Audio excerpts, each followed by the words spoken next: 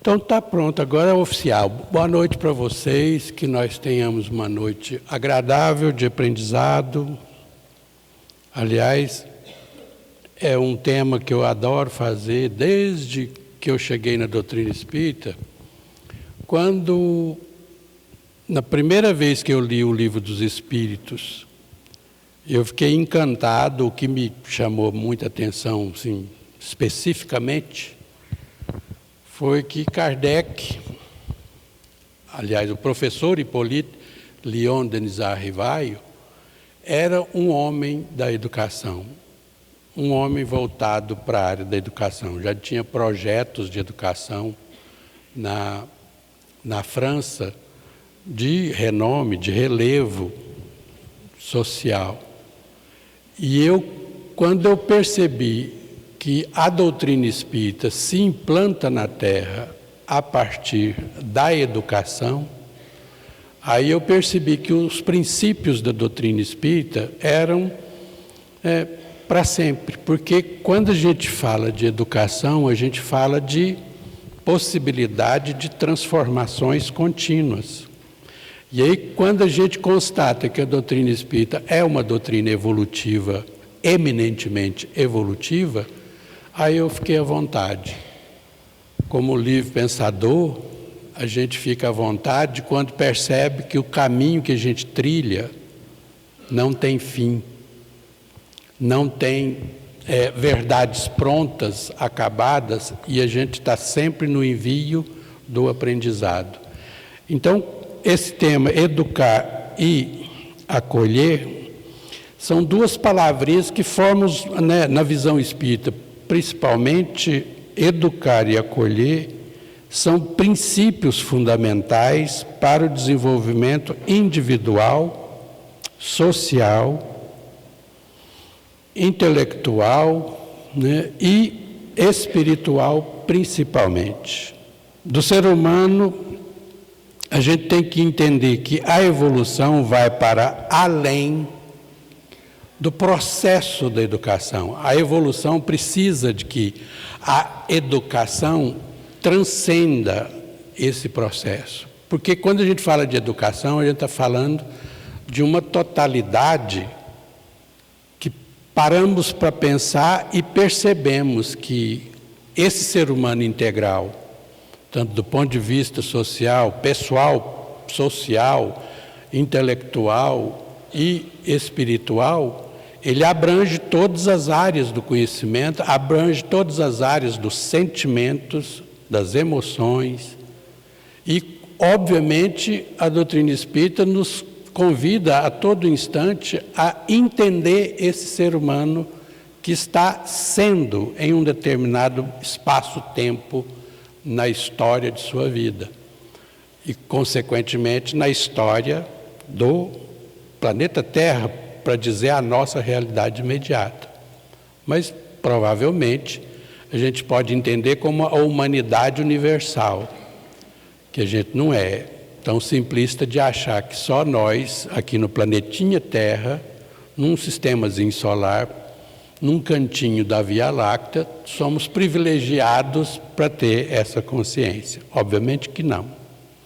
E então, quando a gente percebe que a educação vai para além do conhecimento, da instrução, envolvendo a formação do caráter, a compreensão das leis morais e a prática da caridade. Aqui, para mim, é, como diria, o suprassumo. Na minha época, vocês lembram dessa gíria? O suprassumo, década de 80. Quando a gente falava suprassumo, queria dizer o que até há pouco tempo falava-se top. Hoje eu acho que o pessoal já tem um preconceito contra top, E aí a gente vai seguir, a gente vai seguindo a evolução, de acordo com as compreensões do tempo. Então, compreender a educação nesse sentido de formação de caráter vai além do conhecimento meramente para entender as coisas, como que são as coisas, como funcionam as coisas, mas sim no sentido de formação de um modo de ser que seja condizente e coerente com a ética humana, que seja condizente com a moral do seu tempo. E aí, quando a gente percebe que a gente está nesse envio, a doutrina espírita, para mim, passa a ter um valor extraordinário, porque é aí que a gente precisa focar o nosso olhar. E então, quando a gente chega nessa prática da caridade, a coisa já ganha um significado extraordinário, porque aí a gente já está falando dos píncaros, né? Do top, do que seria a chegada naquilo que eu particularmente gosto de chamar de diploma de humanidade. O que seria o diploma de humanidade? A gente que passa pelo processo, né, nessa condição de planeta de expiação e provas, a gente chega ao diploma. Quem chegar lá e estiver apto a receber o diploma é o ser humano que é capaz de amar-se e amar ao próximo. Então, o quê? Toda essa jornada, toda essa caminhada nos leva a essa compreensão. E aí a gente entende o que significa acolher, porque a educação sem o acolhimento, ela fica como que sem uma asa. Porque o acolhimento é exatamente quando essa caridade sai do conhecimento e vai para a prática, vai para a ação. Aí já não há mais o que pensar, é o que fazer. E a gente começa, então, a trabalhar o nosso aspecto espiritual na vida física, na vida enquanto encarnada ainda. Então, acolher, a própria palavra diz por si mesma, acolher é trazer ao colo. O que é acolher no sentido da palavra? É trazer ao colo, é aconchegar, é fazer com que a pessoa se sinta protegida. Esse é o objetivo, aliás, cristão. Quem é cristão, se não trabalha o processo do acolhimento, não entendeu o que Jesus fez ao chegar aqui e tentar de todas as formas implantar a revolução dos sentimentos, a revolução das atitudes, quando traz para nós o conceito de amor ao próximo. Na hora que chega o amor ao próximo, a gente tem uma reviravolta no pensamento humano que é extraordinário. Até então, a moral que nós tínhamos mais conhecimento, que é a moral do mundo ocidental, próprio dos gregos, que era uma moral cosmológica. Cosmos, você tem que encontrar o seu lugar no cosmos. Quando Jesus chega, fala assim, não, é o outro. Você encontra o objetivo do seu viver no outro, na sua relação com o outro. E aí a gente entende que na doutrina espírita, é por isso que a doutrina espírita se arvora em cima de um jargão. Enquanto outras doutrinas dizem que elas são as referências para a salvação, a doutrina espírita fala que fora da caridade não há salvação. Então, a salvação do ser humano, se é que a gente pode trabalhar com o conceito de salvação, é isso. Por que é salvação? Porque você se salva em primeira instância. E ao se salvar, você transcende em volta de você e faz o mundo que te cerca melhor do que se você não estivesse nesse mundo. É porque você está nesse mundo lucidamente, entendendo o que significa essa máxima, fora da caridade não há salvação, é que você entende que o mundo passa a ser melhor. Por quê? Porque você é aquele que está no envio da prática, da vivência desse amor ao próximo. Nesse momento você passa a avaliar quantas pessoas passam por você durante o dia, quantas pessoas vão chegar à noite e lembrar de você e falar, nossa, fulano é tão ajeitado, fulano é tão acolhedor, fulano é tão educado, fulano é tão assim. E quantas pessoas vão passar por você durante o dia e vão chegar à noite e falar: meu Deus, como é deseducado aquele fulano, como é bruto ainda, como é brutamontes. A nossa escolha é o que vai fazer a diferença. Então, às vezes, todas as vezes que eu particularmente entro nesse assunto, eu me lembro que a introdução de um livro que eu escrevi em 94. Em 1994, olha onde é que está isso, hein?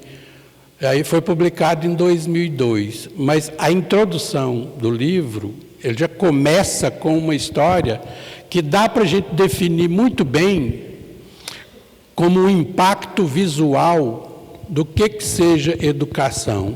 E eu sempre, ao visitar escolas para fazer palestra para os pais, eu sempre tocava, essa era a entrada da palestra, porque ela por si só é de uma força imagética, de uma força de imagem que chama a atenção da pessoa no impacto da necessidade que todo ser humano tem de ir para a educação. Eu me lembro que era exatamente, quando a gente começava, que é o cão e o coelho. Vocês conhecem essa história? É atribuída a um grego. Se não me engano, Licurgo, eu não me lembro agora mais. Aí pediram a ele para fazer uma palestra sobre educação, como eu também fui solicitado aqui. Aí ele pediu 3 meses de prazo para o pessoal. Eu falei: vocês me dão 3 meses de prazo? Aí o pessoal pensou, eu falei: ué, será que ele está com problema? Eu falei: eu preciso de 3 meses de prazo. Beleza, tudo bem, mas o senhor pode fazer? Posso. Passaram-se os 3 meses, chegou o dia da palestra, plateia, ele chegou no palco, olhou para a plateia e falou: vocês me pediram para fazer palestra sobre educação. Pois bem, eu vou dizer para vocês, demonstrando. Falou para a pessoa que estava na coxia: solta o primeiro coelho. Aí soltou um coelhinho, o coelhinho começou a pular em cima do palco, saltitante. Todo mundo olhando, sem entender nada, e o coelhinho brincando. Aí ele virou para a pessoa e falou: pode soltar o primeiro cão. Um cachorro desse tamanho, dizem que só o latido dele pesava 3,5 kg. Para vocês terem uma ideia do tamanho do cachorro. No que o cão entrou no palco e viu o coelho, de um pulo só, bateu em cima do coelho e estraçalhou o coelho inteirinho, virou aquela coiseira, e o público, tudo estarrecido, olhando aquela cena tétrica. Senhor bom Jesus, ainda não tinha Jesus lá, não, mas mesmo assim as interjeições eram: Senhor bom Jesus da Lapa, o homem é doido. Limpou, segurou o cachorro, saiu para lá, pediu para limpar, e o público estarrecido, segurando na cadeira. De repente, calmou todo mundo já estava conseguindo respirar. Ele vira para a pessoa e fala: solta o segundo coelho. Aí o pessoal já segurou na cadeira de novo, pensando: lá e vem. Ele soltou o outro coelhinho, do mesmo jeito que o anterior. E aí virou e falou: pode soltar o segundo cão. A mesma raça, o mesmo tamanho, o mesmo tipo de cão. O outro cão entrou, ao avistar o coelho, foi correndo para ele e começou a brincar com o coelho, lamber, rolar para lá e para cá e brincar alegremente com o coelho. E aí ele pegou a palavra e disse: vocês me perguntaram se eu podia fazer uma palestra sobre educação. Educação é isso. O segundo cão foi educado. Essa é a diferença. Quando a gente fala de educação, as pessoas pensam que educação não dá trabalho, é só deixar correr de acordo com a natureza do ser humano. E não é isso. Educação dá muito trabalho, não é pouco, não.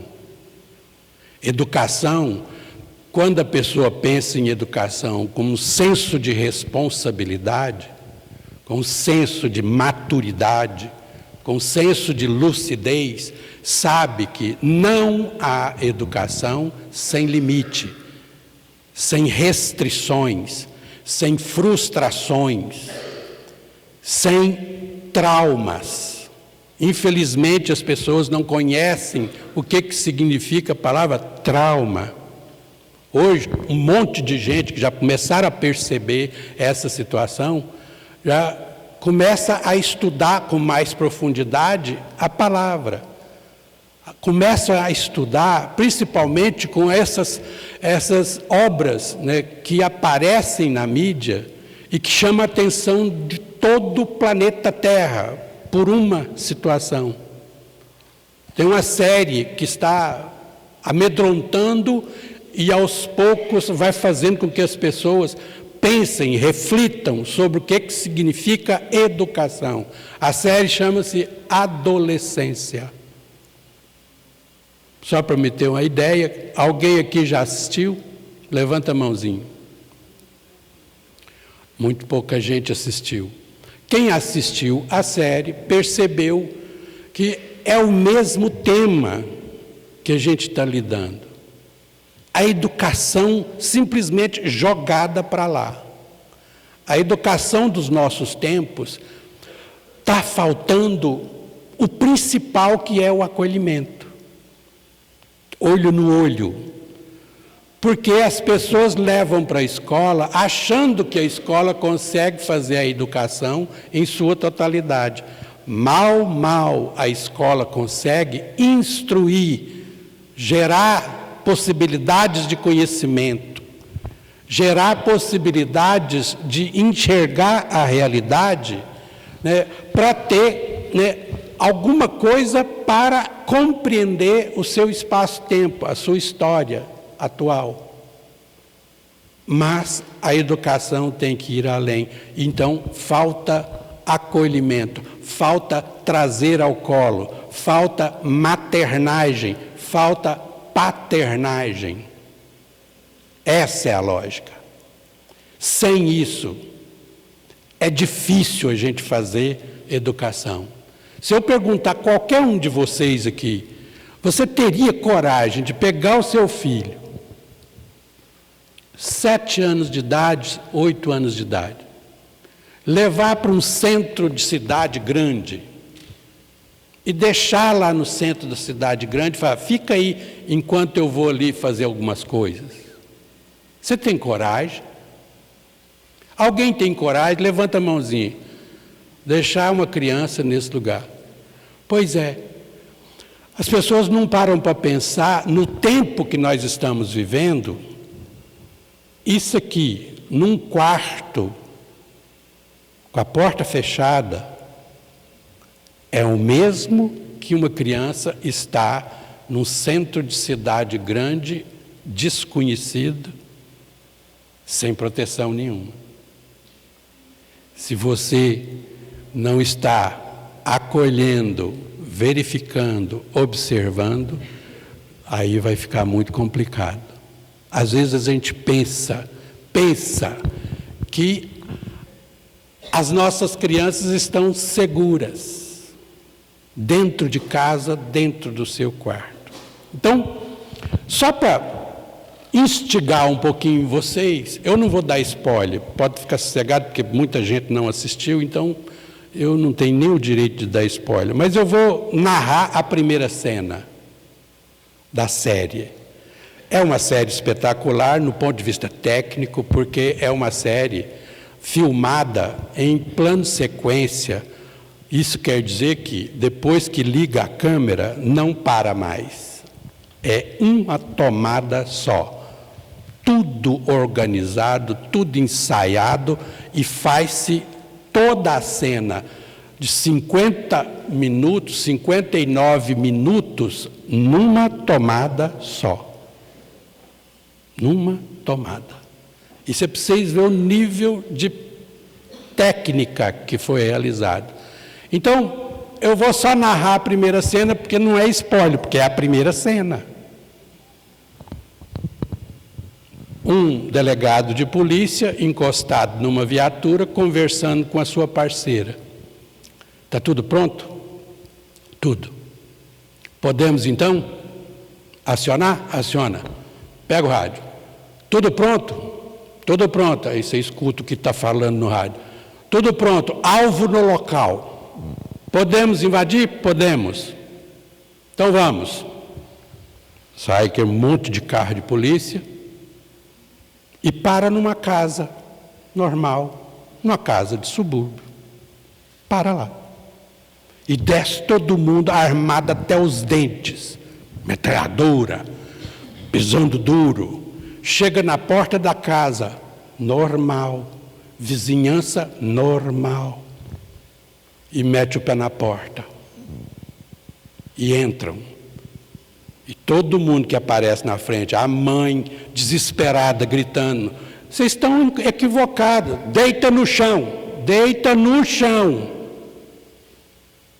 Vem o pai desesperado, a outra filha desesperada, deita no chão, mão para cima. E vai subindo a escada, sobe, chega no quarto de um garoto de 13 anos de idade. 13. Mãos onde possa ver.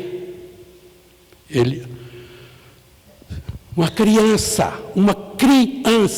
de 13 anos, levanta-se, todo urinado, é algemado e levado. E a família?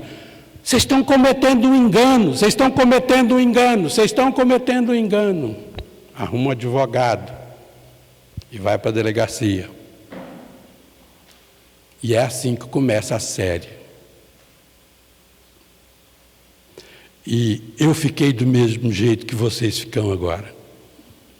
A gente para pensar em alguma coisa que dá um soco na boca do estômago da gente, para a gente pensar assim, ó, presta atenção na realidade que você está vivendo. A doutrina espírita faz isso com a gente todo santo dia, mas a doutrina espírita é delicada, é suave. A doutrina espírita vira para a gente fazer, amai ao próximo como a ti mesmo. E você incorpora isso, chega ali na esquina, passa um vento e volta à mesma vidinha de sempre. E no outro dia a gente volta para cá e aí a doutrina espírita coloca na nossa... A gente precisa de amar ao próximo, a gente precisa de fazer com que as pessoas tomem consciência de que nós somos, né, um espírito encarnado vivendo uma experiência corpórea, temporária, e que a gente precisa de tomar cuidado, a gente precisa de prestar atenção nas nossas atitudes, a gente precisa melhorar as nossas atitudes para que a gente se torne seres humanos melhores, porque quanto mais a gente se torna melhor, menos são os sofrimentos que a gente encara pela vida. As nossas aflições são todas oriundas das nossas mazelas íntimas, das nossas ignorâncias íntimas, das nossas incompreensões do que significa lei de causa e efeito, do que significa ação e reação, o que significa causa e consequência. Tudo está estabelecido, e a gente aprende aqui dentro da doutrina espírita todo santo dia. Como eu disse, conhecimento não é educação. Conhecimento é instrução. Vem de fora para dentro. Mas a educação precisa ser feita de dentro para fora. É por isso que fala-se educação, ex-ducare. Ex, para fora, ducare, conduzir, tirar, puxar para fora.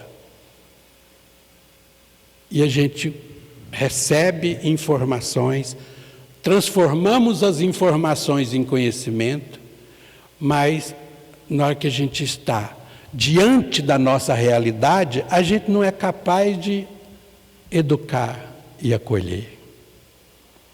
E aí a gente volta à questão, o que é um trauma? Um trauma, a palavra talmazen quer dizer, sabe aquelas plantinhas que você vai fazendo, lembra dos bonsais? Vocês sabem o que é bonsai?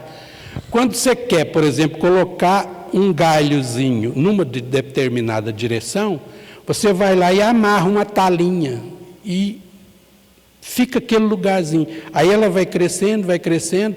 Quando ela atinge a direção que você quer, você vai lá depois e desamarra e tira aquela talinha, vai ficar um sinal. Esse sinal é que chama-se talmazen, trauma. Então, hoje, às vezes a gente pensa assim, olha, quanto de nós aqui, quantos, eu estou olhando aqui, a nossa sala está repleta de pessoas que têm um pouco mais de 45 anos. Algumas pessoas, até como eu, 70 anos. O Vicente está ali, o Vicente não viu o dilúvio, mas pisou no barro. Nós dois tá lá pertindo. Nós não vimos o dilúvio, não, mas pisamos no barro. Nós chegamos a essa condição. Aí a questão é, quem foi educado nessa época percebeu o que era esse trauma. A gente ficava traumatizado, mas esse trauma que as pessoas da nossa macrofamília, que é pai, mãe, tios, avós, todo mundo educava, todo mundo dava pitaco, todo mundo corrigia, todo mundo ensinava, todo mundo colocava nos trilhos. Todo mundo indicava como é que é ser um ser humano em sociedade, como é ser um ser humano em sociedade em que todas as pessoas em volta acreditam, confiam. Por quê? Porque tem valores, tem princípios, vive uma moral do seu tempo e essa moral é temperada com a ética. Que aí se transforma em sabedoria. Essa pessoa viveu isso. Eu, às vezes, nas minhas reflexões íntimas, eu ficava... O meu pai era daquele tipo, né, de década de 30, década de 40. Ele só sabia educar através da pressão, da força, às vezes das varadas, dos cintos. Eu morria de medo, eu ainda brincava. Às vezes a gente fazia uma arte e já ficava esperando. Ai, meu Deus, eu acho que eu vou ter uma consulta com uma psicóloga que mora na porta da cozinha, lá de casa. Era um relho de 2 lambadas. Sabe aqueles relhos de bater em cavalo? Era a educação que eles podiam dar. E hoje eu sou tão agradecido, porque quando a gente amadurece, a gente percebe que essas relhadas, essas palmadas naquela época, era o máximo que eles podiam dar. Porque a educação que eles tiveram também foi nesse nível. Que vieram de evidências, né, de educação de animais, de escravizados. Era isso que era o vigente. Quando a gente começa a entender, a gente simplesmente afrouxa e param a educação, param os limites. E nada pior para uma criança do que perder as referências de atitude. Uma criança que não sabe até onde pode ir, ela vai testando. Enquanto não tiver alguém adulto, maduro, para dizer para ela, é aqui, para aqui. Aí você coloca o muro, você coloca o barramento, você coloca o limite. Por quê? Porque ao colocar o limite, essa criança sabe até onde ela pode ir. E ela pode ter o direito de ultrapassar o limite, desde que ela seja lúcida, consciente e prove que aquele limite pode ir mais além. Todo mundo tem esse direito. Todo mundo. Mas quando não tem o limite, ficam perdidas. Não sabe para que lado que vai. E quem é o orientador? Quem é o educador? Quem é aquele que acolhe? Aquele que olha no olho? Aquele que aproxima? Aquele que, quando fala, deixa marcas emocionais que vão servir de guias no processo da educação dessa criaturinha? Quem? Quem hoje está fazendo a cabeça dos nossos filhos? Quem está colocando coisas nas cabeças? Eu espero que vocês assistam a série. A série é tão significativa que o Reino Unido colocou para todos os pais, todos os alunos assistirem nas escolas. Por quê? Porque as pessoas precisam de entender isso.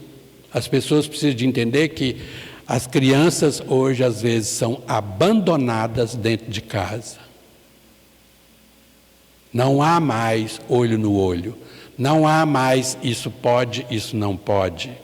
Não há mais, vem cá que eu vou te ensinar a fazer uma oração para agradecer a comida que você vai comer. Vem cá que eu vou te ensinar a sentar, ou se chegar alguém, você delicadamente, educadamente se levanta e oferece o lugar para o outro sentar. Quem hoje faz isso? Qual é os pais que fazem isso hoje? Larga para lá. Aí, na hora que começam as aflições a bater na porta, a pessoa fica completamente... Vocês estão equivocados, meu filho não é assim. Meu filho não é assim. A pergunta que fica é, como é o seu filho, então? Como? Dá conta de me responder? Quem é o seu filho?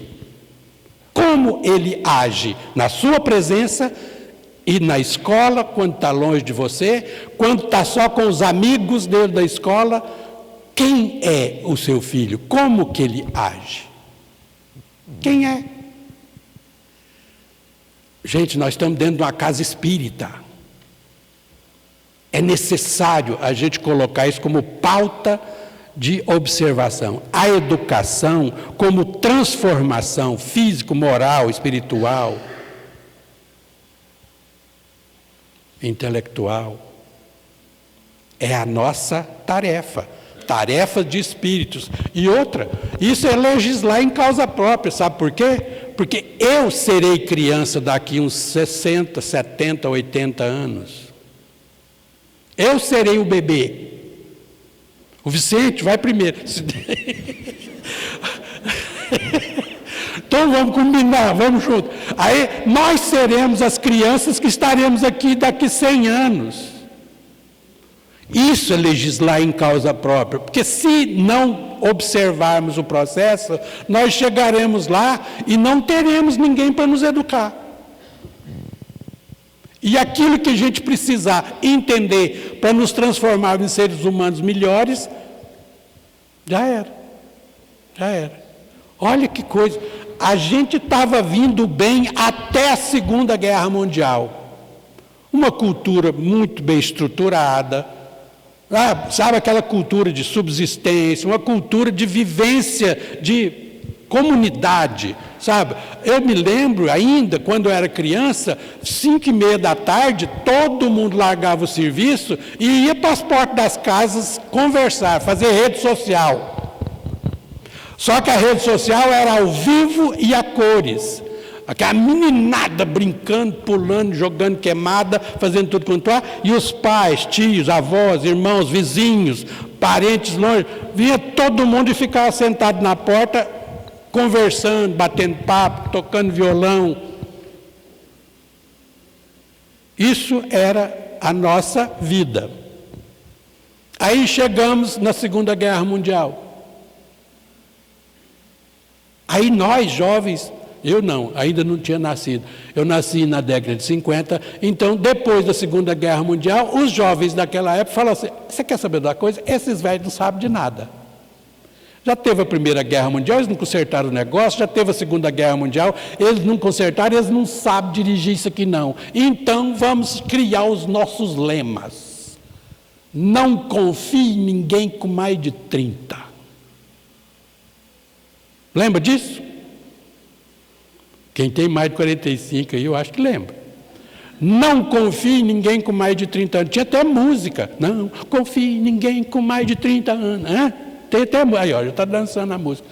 Tinha música. Esses eram os lemas. Ou seja, mundo dos jovens era para lá, mundo dos velhos ficava para cá. Separou. Eu fui educado por osmose. Você sabe o que é isso, né? Vendo, né? Absorvendo tudo que eu estava vendo. Meu pai estava consertando uma cerca e eu pegava o martelo e aprendia a bater um prego. Estava lá. Eu aprendia tudo isso vendo o meu pai. Ele vivia dentro de casa. Briga o dia inteiro. Conserta as brigas de todo dia. Todo santo dia tinha exemplo. Coisas negativas, coisas positivas, a gente aprendia tudo ali. Quando separou a vida, mundo dos jovens, mundo dos velhos, a cada dia que passava, um mundo não participava do outro. E aí, quem vai fazer a conexão? E aí começa o mundo a evoluir. Aí vem a tecnologia. E da tecnologia vem cada vez mais um mundo separado. A ponto de as casas hoje serem equipadas com frigobar dentro do quarto das crianças. Eu fui dormir, eu fui fazer palestra num lugar, aí tem sempre aquele negócio, não, você vai dormir lá em casa. Eu fui dormir, aí fui para o quarto do filho deles. No quarto tinha, eu fiquei até assustado, no quarto tinha frigobar, air fryer, e dentro do frigobar tinha tequitos, esses trem de comer, fritar na hora da fome. Eu falei, tinha TV, tinha som, tinha tudo quanto há lá. É um mundo à parte, é um mundo completamente à parte. Ninguém se encontra, nem nas mesas de refeições as pessoas não se encontram, não conversam. Um não sabe da vida do outro. No máximo, quando o pai chega perto de um filho, fala, e aí, filho, tudo bem lá na escola? Fala, legal. Normal. Está de boa. Aí, quando você vai fazer qualquer coisa, a pessoa, né, vira para você e fala assim, tranquiles. Fica tranquilos. Aí, a gente começa a entender a história a partir desse momento. A história está desenhando para nós o que mundo que nós queremos. Qual o mundo que nós queremos? Um mundo onde a gente é responsável pela condução dos valores, princípios, para a próxima geração. Quem é esse pai, essa mãe que está hoje no mundo? Ele está comprometido. O compromisso que a gente assumiu no mundo espiritual ao reencarnarmos está de pé. Os espíritos que chegaram para nós no mundo espiritual e falaram assim, posso ir como filho de vocês para me cumprir uma tarefa assim, assim, assado? Pode, beleza. Vocês me ajudam nisso, né? Sim, beleza, pode contar com a gente. E aí, quando chega aqui, a gente simplesmente abandona? Qual a nossa responsabilidade? De pegar esse espírito, conduzi-lo para uma vida adulta, lúcida, autônoma, consciente dos seus deveres. Qual é a nossa participação nisso? Acolhimento é exatamente a prática da empatia.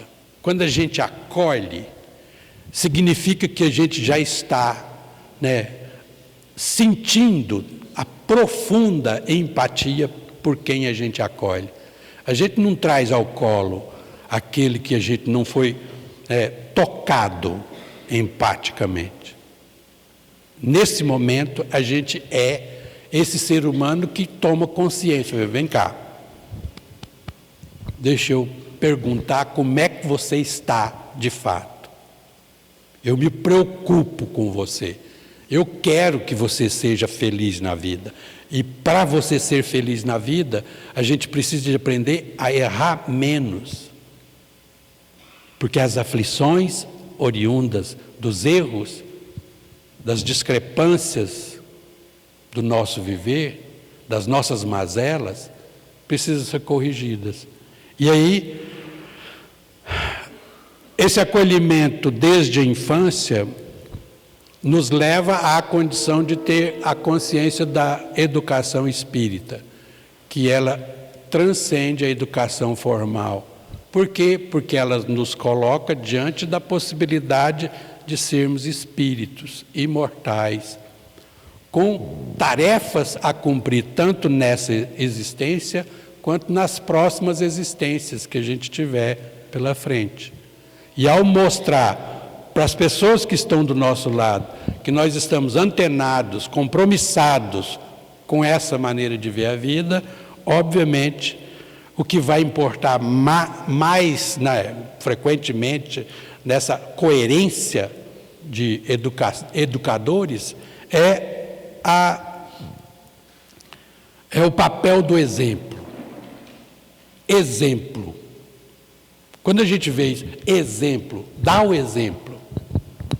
Todas as vezes que a gente fala nisso, vem os clichês. Uma atitude fala mais do que 1000 palavras. Uma ação fala mais do que 1000 palavras. É o exemplo.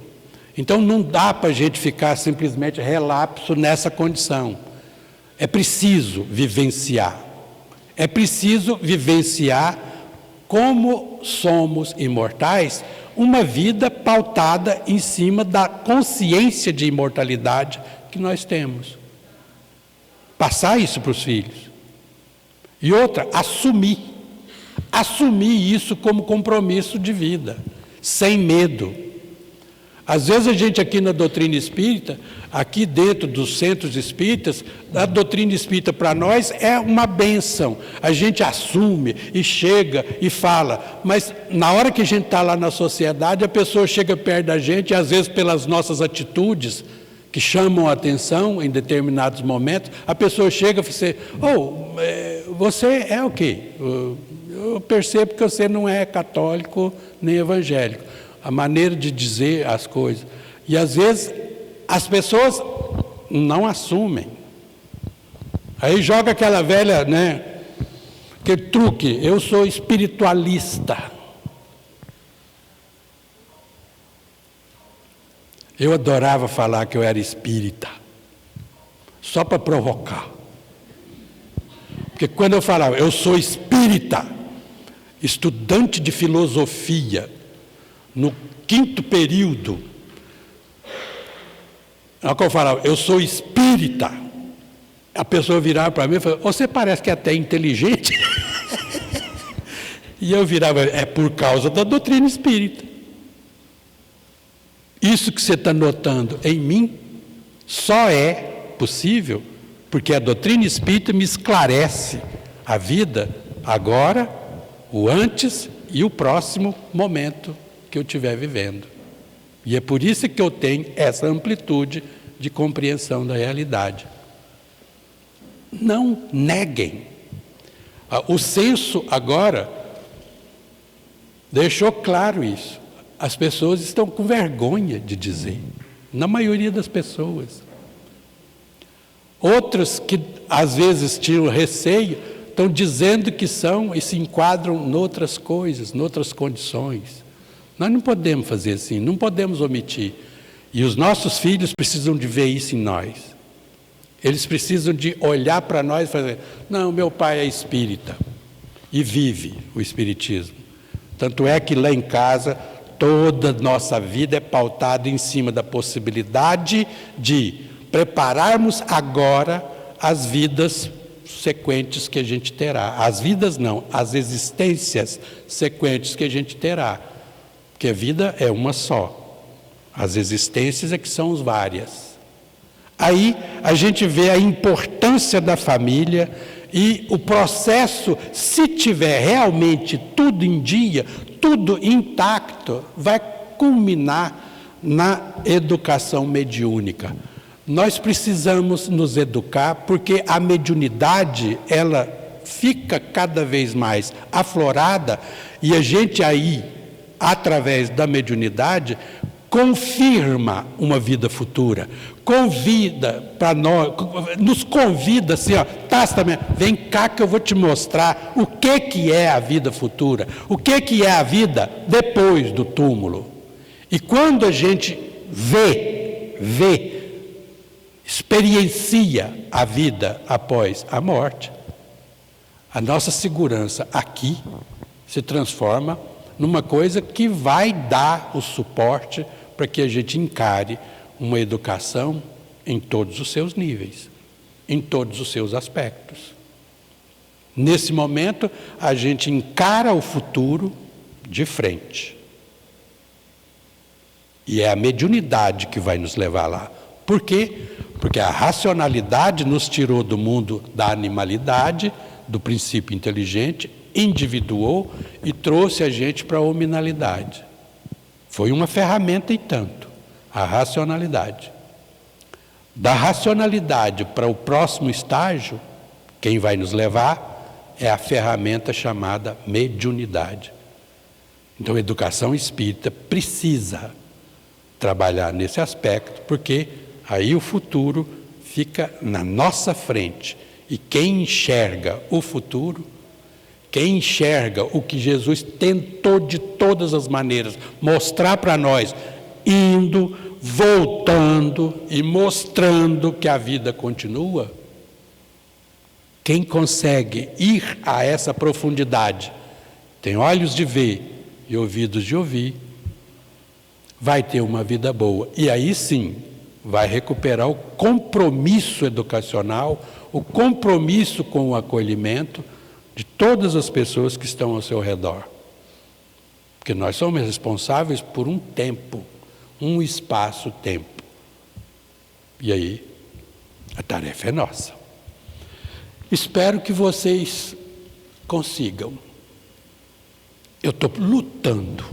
Graças a Deus, estou já chegando no final de tarefa. Eu acho que eu consegui. Muito do que eu planejei, eu consegui. Não foi do jeito que eu realmente delimitei, mas eu segui a vida e estou aí. É nessa hora que a gente vê que vale a pena. A vida vale a pena. E vale a pena ser lúcido para entender e enxergar a nossa espiritualidade com mais clareza. Boa noite para vocês. Parabéns para casa, 13 anos. Há 13 anos atrás eu estava aqui fazendo uma palestra sobre o trabalho. Naquela época, hoje, educação e acolhimento. Eu acho que está fechando um ciclo. Boa noite para vocês.